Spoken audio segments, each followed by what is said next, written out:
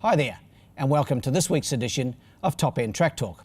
I'm Andrew O'Toole, and today we'll be having a look at a fantastic feature meeting at Fanny Bay this coming Saturday, St Patrick's Day, the 16th of March. A total of 6 quality races and some 48 horses will be on show this Saturday, with the feature the $40,000 Shenanigans St Patrick's Day Cup. This 1600 metre event has a long and proud history, and the field this year is stacked full of quality and should provide an even contest and possibly around a $5 favourite. The first race gets underway at 2:38 p.m. Northern Territory time and is the Shagger-a-Doo handicap for the 0 to 70 sprinters over 1100 metres. My numbers in the first are 1, 3, 2 and 4. I'm going here with number 1, Calzine from the stable of Gary Lafoe Jr. Kim Gladwin takes the mount. This horse was a winner 2 starts back on the 13th of February. That was over this trip of 1100 metres. Then last time out on the 23rd of Feb, he got stuck wide in transit. He was 3 and 4 wide in a small field over 1,000 and did well, I thought, to battle on to run third. Up to the 1100 metres again, I think in the small field he gets his chance to return to the winners list. I've got him on top, number 1, ahead of number 3, Delta Dior from the stable of Pat Johnston, and the visiting Victorian apprentice Jesse Philpott takes the mount. Good second last time out behind the smart Divine Red, and I think over this trip Delta Dior will prove hardest for Calzine to beat. In for third, number 2, that's Tuscarora. He's a fresh runner today for Vanessa Arnott and Jason Manning, and he goes well in that state. And in for fourth, number 4, and that's My Snip. My numbers 1, 3, 2 and 4. The second, the Frisky No More handicap. It's a 0 to 58 and it's also over 1100 metres. Numbers here 3, 1, 4 and 8. He was a really good winner last start here, number 3, Ann Sinner from the stable of Carl Spry.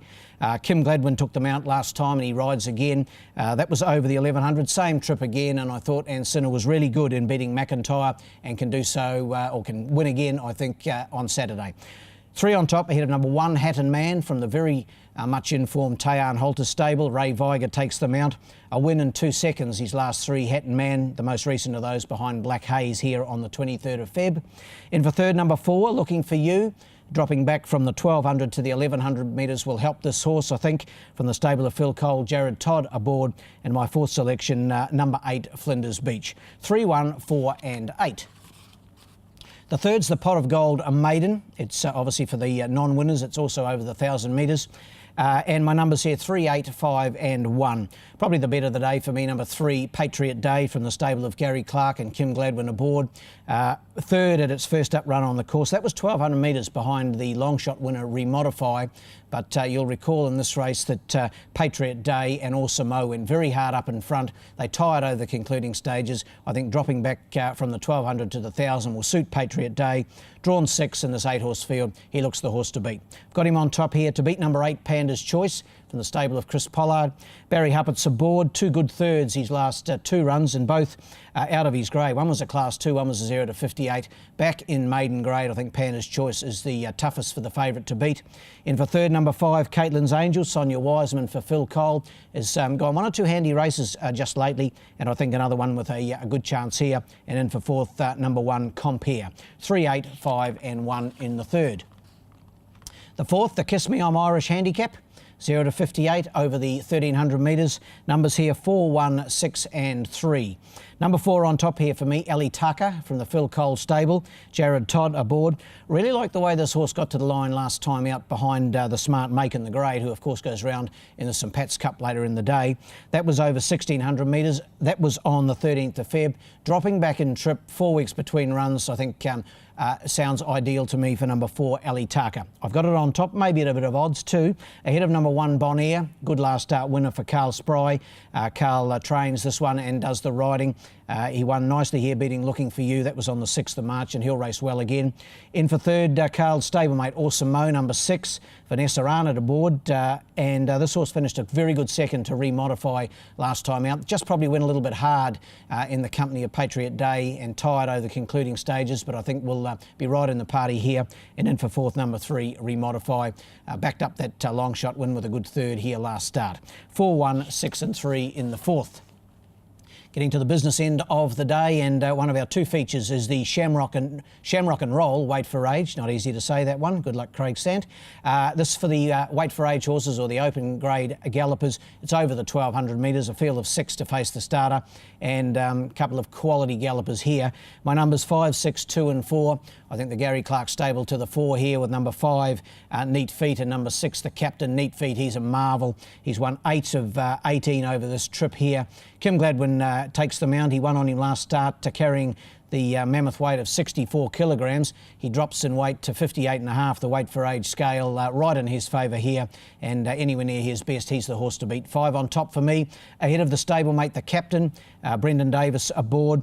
3 wins and a second his last 4 starts, the captain, and I saw him trial just the other day, put in a very good trial. I think both Neat Feet and the captain safely through this run Saturday, heading to Alice Springs for the Pioneer Sprint. So I'm putting the captain in for a good run to run second. In for third, number 2, El Toronado.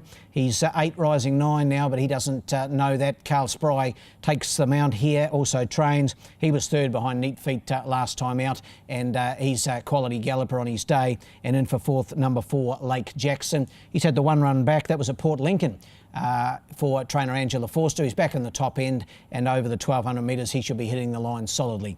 5, 6, 2 and 4 in race 5. Which brings us to the last, the feature, the $40,000 Shenanigans St Patrick's Day Cup. As we mentioned in the preview, a time-honoured race and always a good contest. This event, it's for the 0 to 76 gallopers, and it's over the 1600 metres. In what's a really even field and not easy to work out, I'm going with 1, 10, 8 and 2.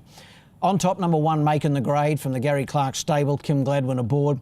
He's won his last 2 over 1600 metres. The last of those was on the 23rd of February, so that's 3 weeks ago. But prior to that, he'd won 10 days previously. So 10 days between runs, then 3 weeks. It sounds like a pretty good Gary Clark plan to me.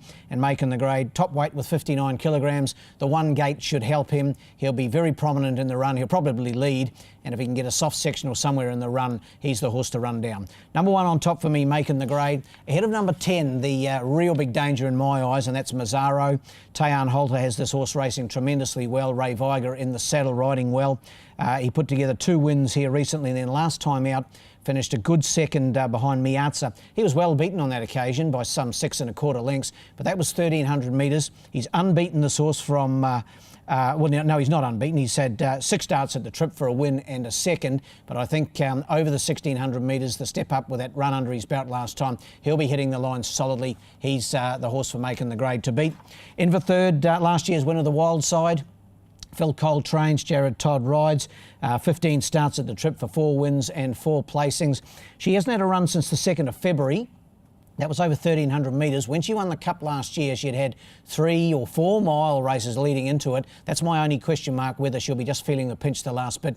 But no doubt Phil Cole will have his mare primed on the day. I've got her in to run a big race in her defence of the Cup. And in for fourth, number 2, Commissar, a stablemate of the Wild Side. He can never be left out of calculations. Sonia Wiseman takes the mount. 1, 10, 8 and 2, and what should be a great renewal of the Shenanigans St Patrick's Day Cup. My best bet in Darwin on St Pat's Day is race 3, number 3, Patriot Day. I just think he'll be winning this maiden event. Dropping back in trip will suit him to my eye. Well, my best roughie comes up in the last, and it's number 4. Last year's St Pat's Cup runner-up, Hamid Art. He's another one that don't let him under your guard. He'll be hitting the line strongly for Carl Spry, and wouldn't surprise to see him right in the party. Well, that wraps up this edition of Top End Track Talk. But we'll be back in advance of our next meeting, which is another Wednesday fixture on the 27th of March. Enjoy St Patrick's Day. In the meantime, good luck and good punting.